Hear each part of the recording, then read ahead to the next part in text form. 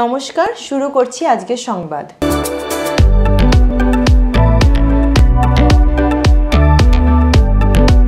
পূর্ব বর্ধমান জেলার সমস্ত শ্রমজীবী মানুষের পাশে থেকে তাদের দাবি দাওয়া আদায়ের লক্ষ্যে কাজ করে চলেছে আইএনটিটিইউসি। এই কাজ ধারাবাহিকভাবে চলবে বলে দাবি করেন পূর্ব বর্ধমান জেলা আইএনটিটিইউসির সভাপতি সন্দীপ বসু। তিনি বলেন, ইতিমধ্যেই জেলার বিভিন্ন জায়গায় বিড়ি শ্রমিকদের মজুরি বৃদ্ধির দাবি নিয়ে মালিক পক্ষের সঙ্গে আলাপ আলোচনার ভিত্তিতে তা বাড়ানো সম্ভব হয়েছে। এর পাশাপাশি পূর্ব বর্ধমান জেলার একটা বড় অংশে তাঁত শ্রমিকরা রয়েছেন। তাদের জন্য বিভিন্ন সরকারি প্রকল্প কার্যকর রয়েছে, তা যাতে তারা পান তার জন্যই আইএনটিটিইউসির পক্ষ থেকে সব রকম সহযোগিতা করা হয়। এছাড়া তাঁত শ্রমিকদের মজুরি বৃদ্ধির বিষয়টি নিয়েও আমরা গুরুত্ব দিচ্ছি। তিনি বলেন, আমাদের সংগঠনের রাজ্য সভাপতি ঋতব্রত বন্দ্যোপাধ্যায় শ্রমজীবী মানুষদের স্বার্থে যা যা করণীয় তার করার কথা বলেছেন। আমরা সেই মতো কাজ করে চলেছি।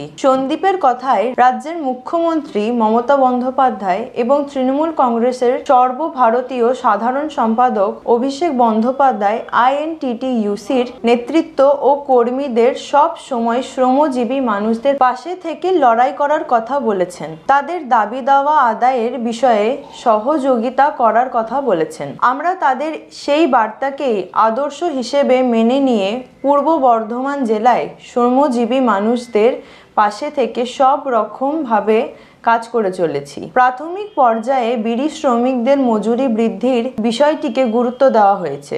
একই সঙ্গে তাঁত শ্রমিকদের পাশে থেকেও আমরা তাদের স্বার্থে কাজ করে চলেছি। অন্যান্য শ্রমজীবী অংশের মানুষরাও যাতে তাদের ন্যায্য দাবি আদায় করতে পারেন তার জন্য আইএনটিটিইউসি সব সময় সহযোগিতার হাত বাড়িয়ে দিয়েছে।